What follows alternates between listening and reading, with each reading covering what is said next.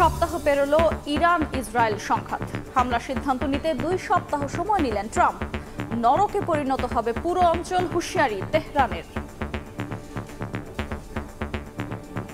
I have a message directly from the president. Decision whether or not to go within the next 2 weeks. This war is not American war. This will be hell for the whole region.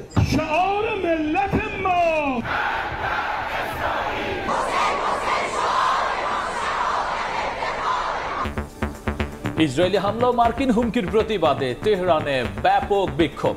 রাজপথে বিশ্বের বিভিন্ন দেশের বাসিন্দারা, ক্ষোভে ফুঁসছে বাংলাদেশও।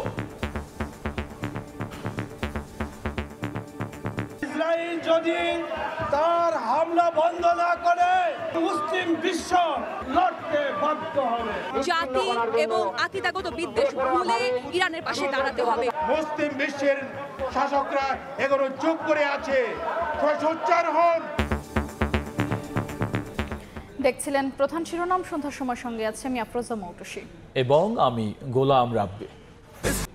এবার অন্যান্য শীর্ষ সংবাদ। লন্ডন থেকে দেশে ফেরার প্রস্তুতি নিচ্ছেন তারেক রহমান। শীঘ্রই জানা যাবে দিনক্ষণ, জানালো বিএনপি। ভারত থেকে ষড়যন্ত্রের অভিযোগ, ঐক্যবদ্ধ হয়ে দেশ গঠনের আহ্বান। সূচনা ফাউন্ডেশনের নামে 400 কোটি টাকা আত্মসাৎ পুতুলের, মিলেছে সন্দেহজনক লেনদেনের প্রমাণও।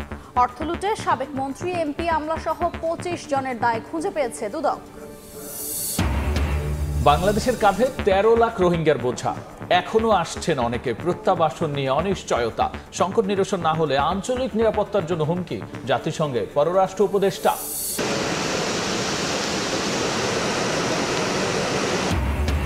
পুরনো ক্ষত না শুকাতেই ফেনীতে ফের বন্যা আতঙ্ক।